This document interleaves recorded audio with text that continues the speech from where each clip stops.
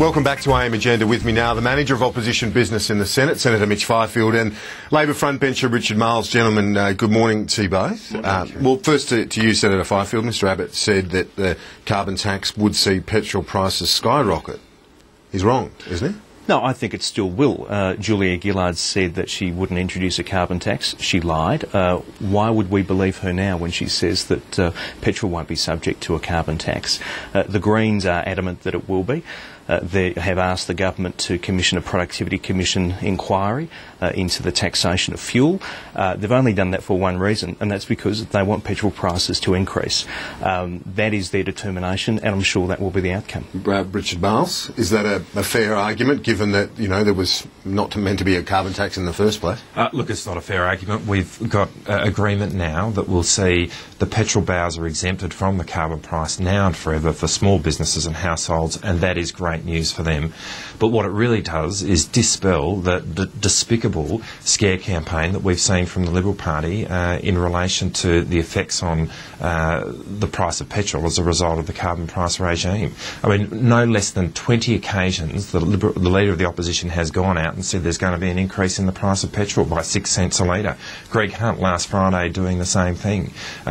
What we now know is that all of that is rubbish, and I think this announcement is the beginning of the end of the scare campaign. As we unveil this campaign, we're starting to see that the Emperor has no clothes, and that this scare campaign is complete rubbish. Okay, well, Senator Fifield, I want to ask you as well about big business and the implications for truckies and so on, but first, Senator Fifield, your response. A question for Richard. I mean, Richard, will you guarantee that as a result of the Productivity Commission work that the taxation of fuel will not increase?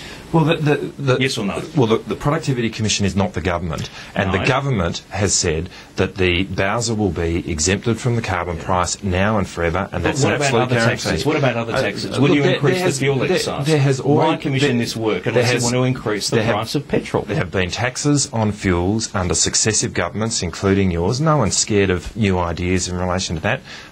But the thing is, this government has made it absolutely clear. Read new taxes.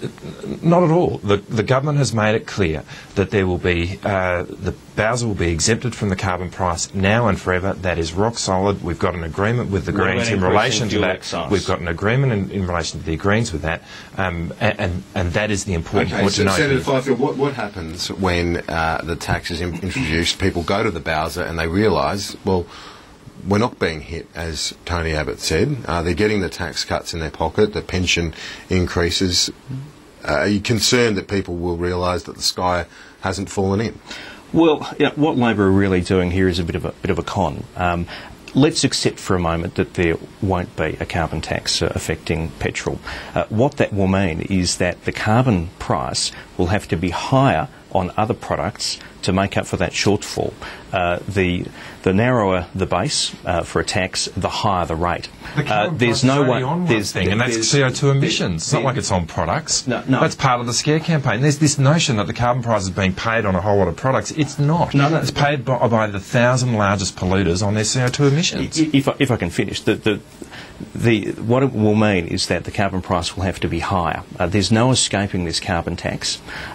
People will pay it regardless. And I come back to the point before that there is no reason for the government to commission this Productivity Commission inquiry into the taxation of petrol unless their intention and the Greens' intention is to increase taxation of petrol. Beyond that, okay, you can respond, Richard. But also I want to ask you about the implications for truckies and big business. How is that going to work? Is it going to be done based on the size of a vehicle or what? Well, we'll see how that comes out in when the detail of this is announced in terms of exactly how the measure is put in place. But what's important to understand is that the agreement which was announced yesterday is that for small businesses and households, the petrol bowser will be exempt from the carbon price. But the point I was going to make is that we now know 3 million Australian households will be better off as a result of the compensation in the carbon price package. Because we do know that. Because we have not seen the complete package. 9 out of 10 You've Australian released a few households elements. will get some compensation as a result of the carbon price package. Julia Gillard's word for it. What we absolutely understand is that you can reduce this country's dependency upon CO2 emissions without affecting the livelihoods of ordinary Australians. That's what's going to happen. That's what the government will do. And when it is done, we will see that the scare campaign, which Mitch is running today and which has been run by the opposition, is a complete sham. Yeah, but you're saying that's right. That people are asking, where's the detail? The government's saying, look, everything's fine, no need to worry. Trust us. But there's no. It's being done incrementally, drip fed out. It is being done.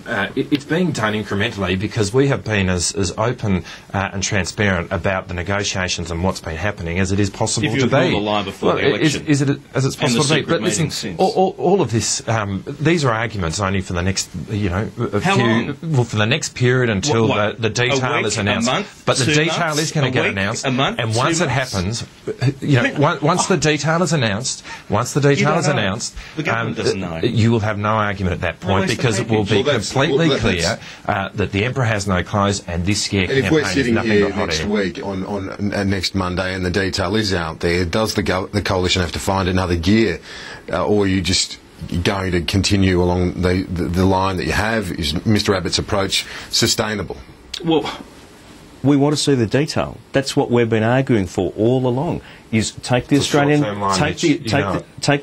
people into your confidence, release the whole package. Okay. Once the package is released, we can examine it. Okay, well, it's a new look upper house today. The Greens taking the balance of power as of today in the Senate. Does the government need to be cautious and aware of the perception out there that the government's agenda is being dictated by Bob Brown? We're a very different party from the Greens. That is completely clear. And, today really isn't a vastly different situation to what we've faced since being elected to government, because in the last Senate we knew that in order to get legislation through the Senate we had to do so by reaching an agreement with the crossbenchers. That will continue from now on. It's just that the makeup of those crossbenchers is a little different. But, of course, the crossbenchers... What about the perception that Bob Brown's running the show? Well, Bob Brown is not running the show, and we are a very different party to the Greens. But the only way the crossbenchers come into play is if we continue to see this obstructionist campaign being run by the opposition. If they take the responsible line and start working with us on government legislation, well, then the Greens aren't in the picture at all. They only come into the picture if the Liberal Party bring them into the picture, and that's the important thing to understand. When Labor and Liberal divide on a resolution in the Senate, the Liberal Party will be just as keen to reach an alliance with the Greens in blocking government legislation as we will be in working with the crossbenchers to get legislation through the Senate. So should the coalition be more positive in trying to get your agenda through the Parliament, given that you could work with the Greens and have the numbers quite clearly? Well, we are being positive. We have a number of private members and senators' bills on the books, which we're endeavouring to get through the Parliament. So we have been positive. But there is one thing I will agree with Richard on. He said things won't be that much different this week to last week. Well, that's right in the sense that last week Labor were in a formal governing alliance with the Greens, and this week Labor are in a formal governing alliance with the Greens. And Richard said it's ridiculous. Well, there's actually a document. We all remember the civil union, the signing ceremony with sprigs of wattle on lapels. Yes, but there's a formal. What I said is that the Greens have a formal governing alliance with the Labor Party. That is a fact. That is a fact. And if the Greens are really as extreme as Julia Gillard says, she would rip up that agreement. She can't have it both ways. She can't be in a governing alliance and also say these guys are extremists. Okay, one last issue. Is Tony Abbott being too cautious when it comes to his strategy more generally? Malcolm Turnbull apparently has sought to do weekend media interviews the last 2 weekends, only to be knocked off by Mr Abbott's office saying, no, sorry, you can't do it. I don't think Malcolm Turnbull is someone who can be gagged, Well, he has been nor Barnaby Joyce for that matter. We've got pretty robust members of our coalition, and our party members work cooperatively when it comes to media appearances, and that will continue. But do you think Mr Abbott's doing enough of the long form interviews to face scrutiny and stand up to it? Absolutely. Tony is incredibly accessible, far more so than Julia Gillard has been, and far more so than Kevin Rudd was before. Well, Kieran, far from working cooperatively, the opposition are working divisively. That's why the muzzle's been put in place. We know that there's a whole lot of opposition members who want to bring back work choices. Half of them agree with us on the carbon price.